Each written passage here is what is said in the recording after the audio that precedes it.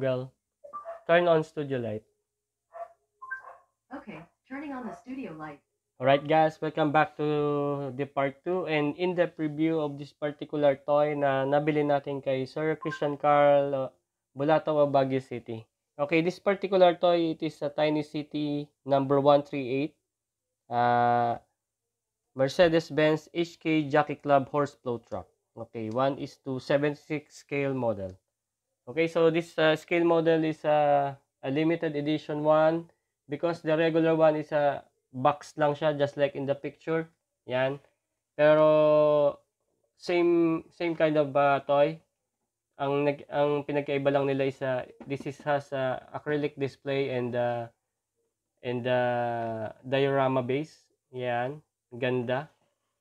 Okay, so kaya ako nasabing limited edition to and upon searching, this particular toy is a souvenir gift from a racing club or a collaboration with a racing club na toy.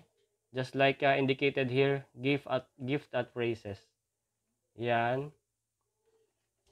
So, kaya ako nasabi siyang limited edition. This is a horse flow truck. Yan. Okay, so upon searching, yung in-upload kong mga photos nito, it is an Actros na Mercedes-Benz but this particular to it is not. Na-check ko na to guys kasi nakapag-photo ops na to, nabuksan ko na to. Hindi pala to siya Actros. So, I'll tell you kung anong particular to ito. Nabuksan ko na to guys and I'll show you kung ano yung ano na lang nito. Ano included in the box. Okay, so ito yung acrylic display niya na cover. Merong cardboard na prints doon. Ang ganda ng display guys. Meron ditong plastic na where nag-hold siya ng toy para hindi siya, to make it more secured. Okay, so itong particular na truck nito, natanggal ko na yung screw niya sa ilalim guys. Na-check ko na to, nakapag-photo op na to. Baba natin siya dyan. Ito yung sinasabi kong base niya. Look at that. Merong grass texture feeling.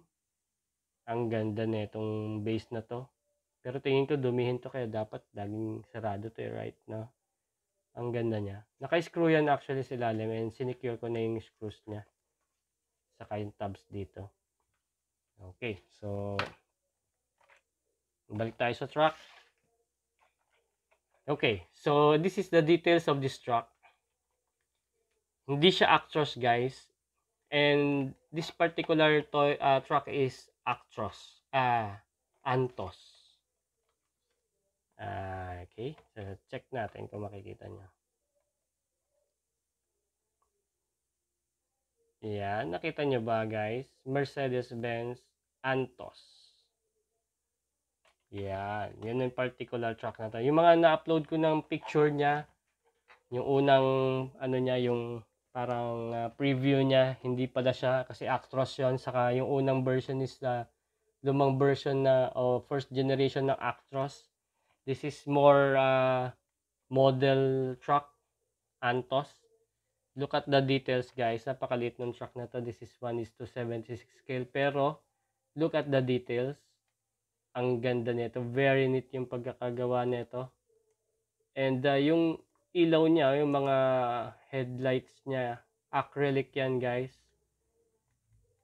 Yan, very fragile. Kung hawakan mo to parang very fragile. May weight din to actually.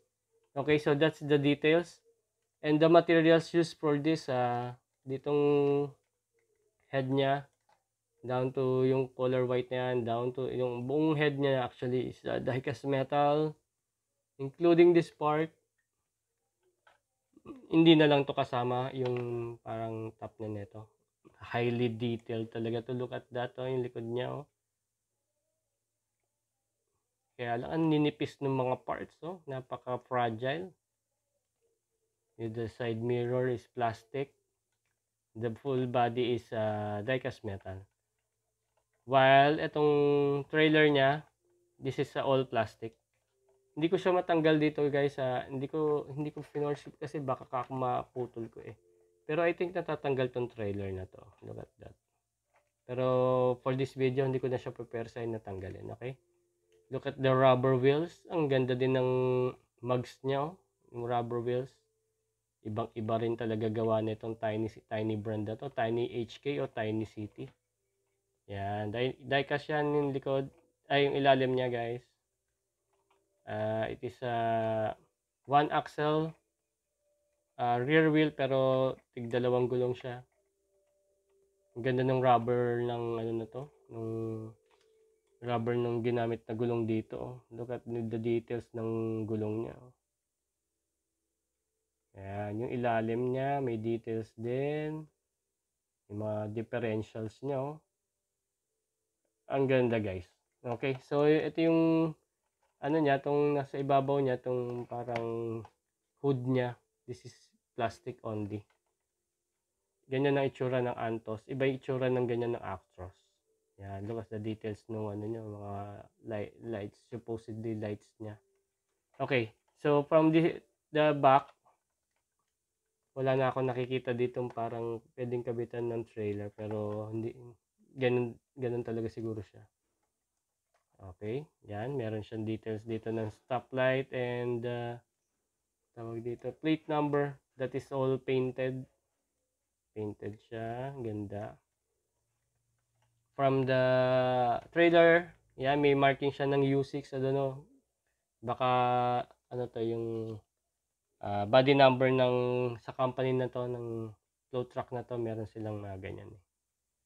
Markings lang yan. Okay, so may warning lights, supposedly a warning lights. Tapos may mga vents, supposedly vents. Pero itong, upon checking, itong particular na float truck na to, air-conditioned float truck to for the horses. Sabi niya racing horses, no, pero we'll check kung yung mga kabayo ba nito for racing yung mga kabayo niya, may number yun, no. Okay, so sa details niya sa likod, yan, it's all painted.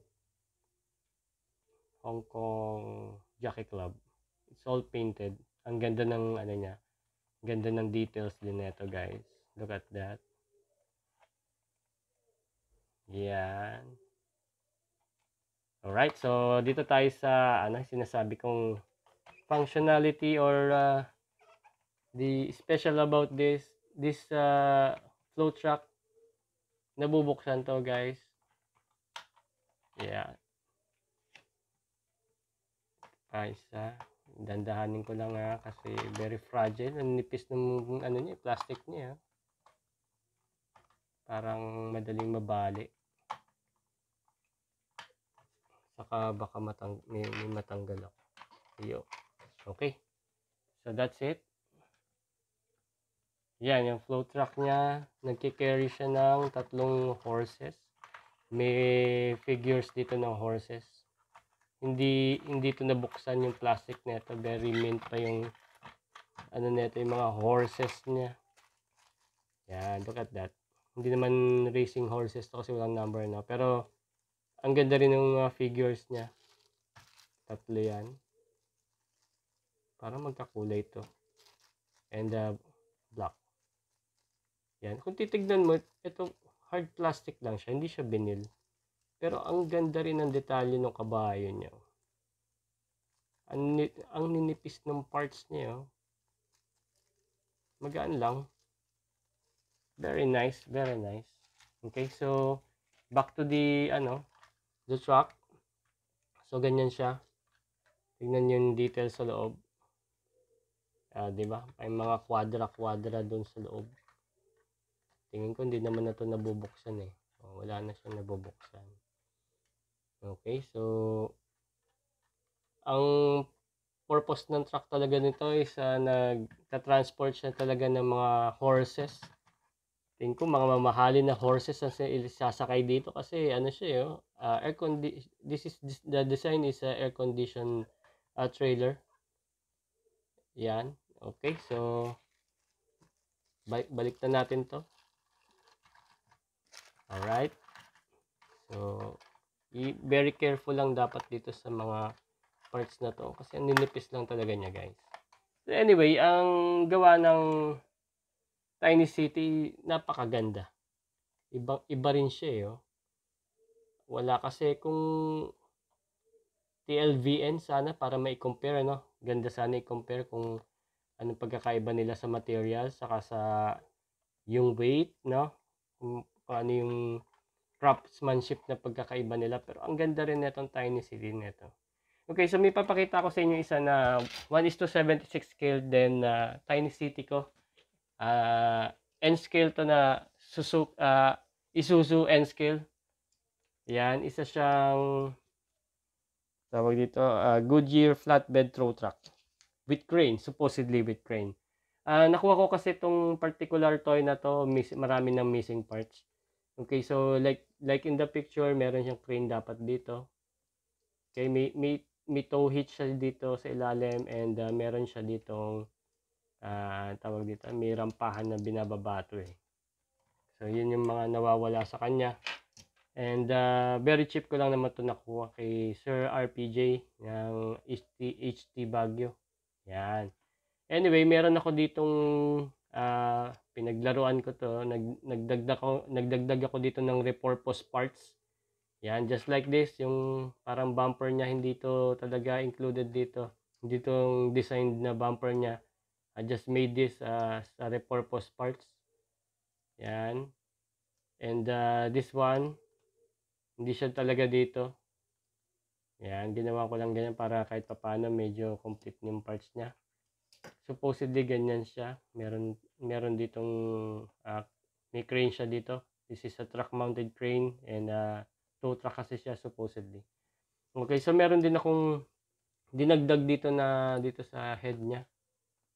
Yan, may dinagdag ako dito na parang hood niya. Tawag dito is parang visor din to eh. Truck hood. Just like nung sa ano ko, yan. Yan, pero hindi siya dapat dito. Sa ganitong model ang nakalagay dyan is warning lights. Yan, dinagdag ko lang siya dyan just to, make it more look better. Okay, so ganyan yung details niya. This is Tiny City rin ang brand nito. And very similar sila ng build. Ito guys. Yan, ang gaganda rin talaga ng gawa ng Tiny City. And it ain't cheap guys. Yung mga Tiny City hindi sila mga mura sa ganitong kalilit, no.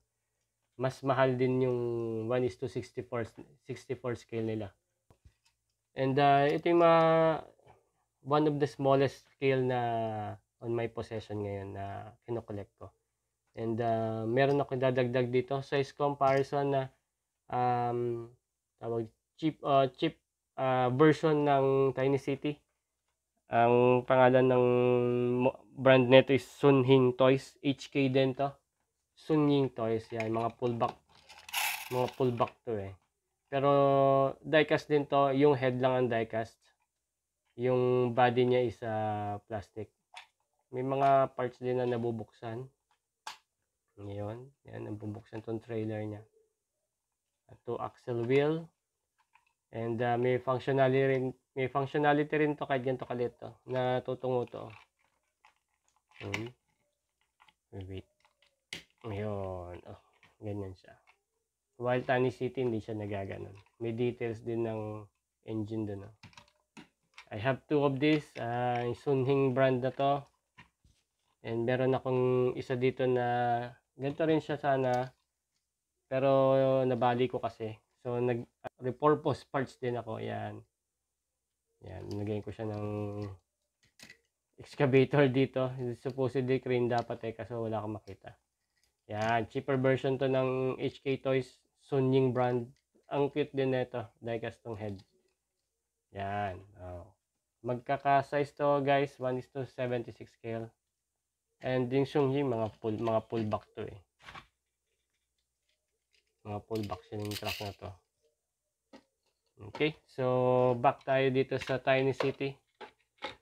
Itong scale model nila.